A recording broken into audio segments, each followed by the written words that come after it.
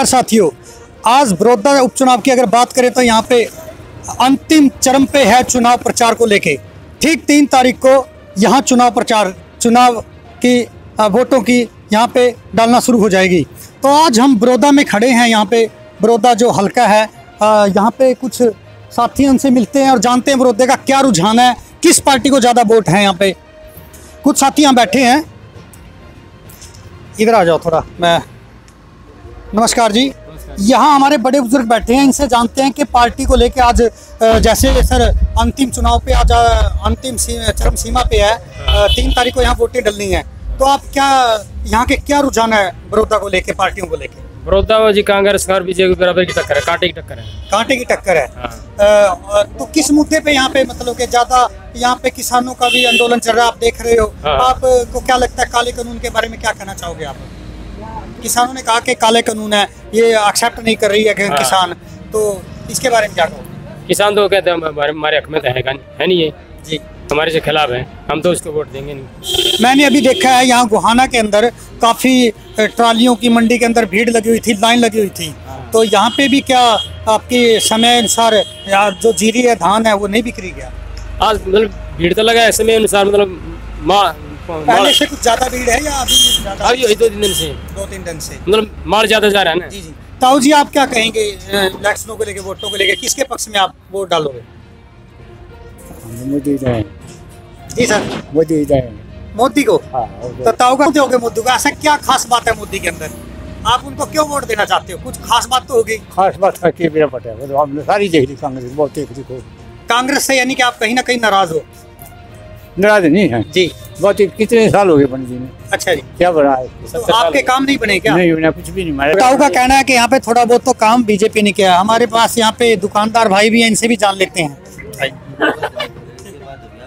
कुछ साथी यहाँ खड़े हैं। साथियों, आपका क्या रुझान है बीजेपी को लेके, कांग्रेस पार्टी को लेके? आपका यहाँ से प्रत्याशी खड़े हैं, एक तरफ खिलाड़ी है तो दूसरी तरफ बात करें भालू भाई है, तो आप किसको ज्यादा एक्सेप्ट करेंगे? भाई साहब बात नू है जी। देखो ये आप आए हो गोहाना की तरफ से जी, किसानों के हालात देख रहे हो जी। मंडी में जीरी नहीं बिक रही जी। कह रहे हैं एमएसपी का फायदा है, बाहर मंडी बाहर भी बेच सकता है किसान और मंडी में बेच सकता है जी। कल ये परसों खट रहा था, उसका बयान था जी। अब एक छोटी बात लगाओ, जैसे अब मैं कोई सामान दुकान से ले रहा हूँ 2 रुपये का, जी। तो बाहर मेरे को 5 रुपये में कौन देगा, मैं इसी से लूंगा। बिल्कुल। तो अगर मंडी में जीरी 1600 रुपये रेट बिकती है जी। तो बाहर कौन है इतना फद्दू के 1900 रेट ले लेगा जी। तो भाई साहब मैं तो इतना कहूँगा, थोड़ा बहुत देश तो बिकना है तो कम से कम किसानों की तरफ और गरीबों की तरफ देख के अपना मत देंगे हम जी। जो अब तक तो इनेलो और क्या कहते हैं कांग्रेसी है। तो कहीं ना कहीं रोजगार की बात करें तो कह रहे हैं, दुष्यंत चौटाला का भी कहना है कि हम 1 लाख से भी ज्यादा रोजगार देंगे, क्या कहोगे? कहने में तो अब राजनीति है, कुछ भी कह दे, चुनाव करके मतलब लोगों को वही भी कह दे तो झूठे बात है। सर, आपका क्या कहना है इसको रोजगार के लिए?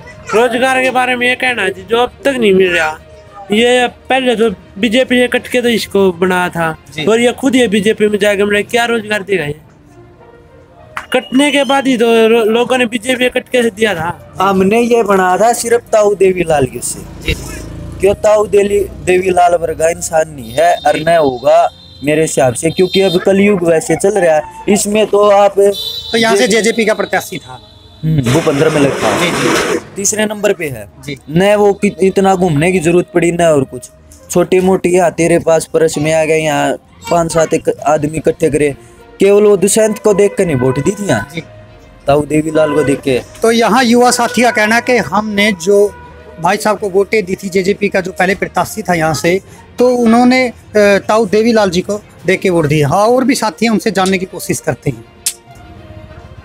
तो साथियों आइए, कुछ साथी और बैठे हैं। साथियों, बड़ौदा में आपके चुनाव चल रहे हैं, 3 तारीख को वोटिंग होनी है, किसके पक्ष में आप वोट डालने जा रहे हो? बीजेपी। जोर से बोलिए ताकि बीजेपी हमारे दर्शक आपको देख रहे हैं, खुलकर बोलिए।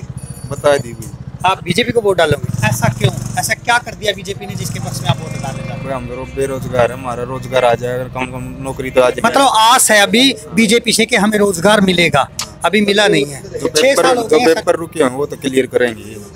सर जी, आप कहीं ना कहीं मजदूरी या किसान क्या काम करते हो सर आप? मजदूरी करता हूँ। मजदूरी करते हो। आप किसके पक्ष में वोट डालने जा रहे हो? 3 तारीख को आपके यहाँ वोटें डलनी है, तो आपको कौन सी पार्टी ज्यादा लुभावनी लग रही है? देखो, काम करवाना है तो जिसका राज है उसी के साथ चलना पड़ेगा जी। अगर नहीं करवाना है तो किसी के साथ लग तो जाओ। 6 साल से सरकार है, पहले आपके कितने काम हुए? हमारा सबसे बड़ा काम तो ये होगा, हमारे पानी की समस्या बहुत ज्यादा थी। ज्यादा थी हाँ जी, लेकिन अब नहीं है। पानी की समस्या दूर हो गई है? बिल्कुल दूर कर दो। तो कुछ साथी यहाँ दुकान में बैठे, इनसे जानकारी ले लेते हैं। सर, 3 तारीख को आपके वोटिंग होनी है बड़ौदा के अंदर। हाँ जी। तो किस पार्टी के पक्ष में आप वोट डालने जा रहे हैं? मैं बीजेपी की जरूंगा भी। ऐसा क्यों? क्या काम उन्होंने किया बीजेपी का जिससे आपको चलती सरकार है यार, अपने चलती में देनी चाहिए बस। अब क्या कहना चाहोगे? बोलो भाई, क्या पूछो? कौन सी पार्टी को आप वोट देने जा रहे हैं? तो भाई कांग्रेस में देवांगे। कांग्रेस को?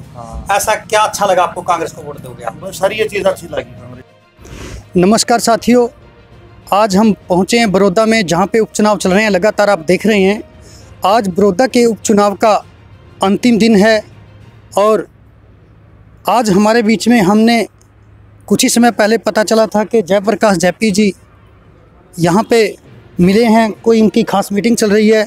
मिलवाते हैं आपसे कि क्या रुझान रहेंगे बड़ौदा उपचुनाव को लेके, पार्टी को लेके। तो आइए आपसे मिलाते हैं।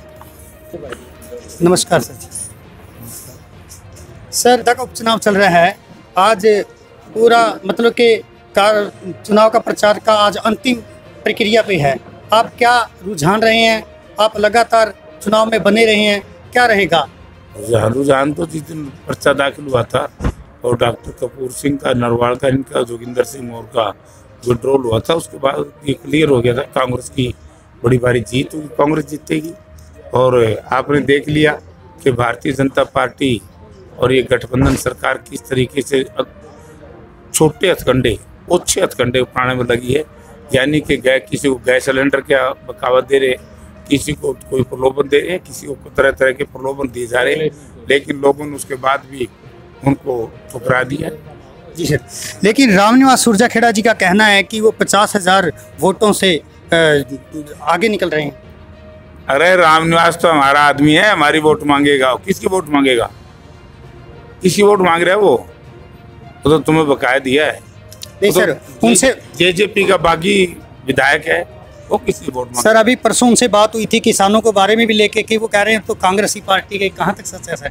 अरे नहीं यार, रामनिवास तो ठीक बात कह रहे हैं, बेचारा हमारा आदमी है, वो बड़ा परेशान है इस पार्टी में। कई दिन पहले बयान नहीं पड़ा, वो तो ऑलरेडी हमारी सपोर्ट करेगा।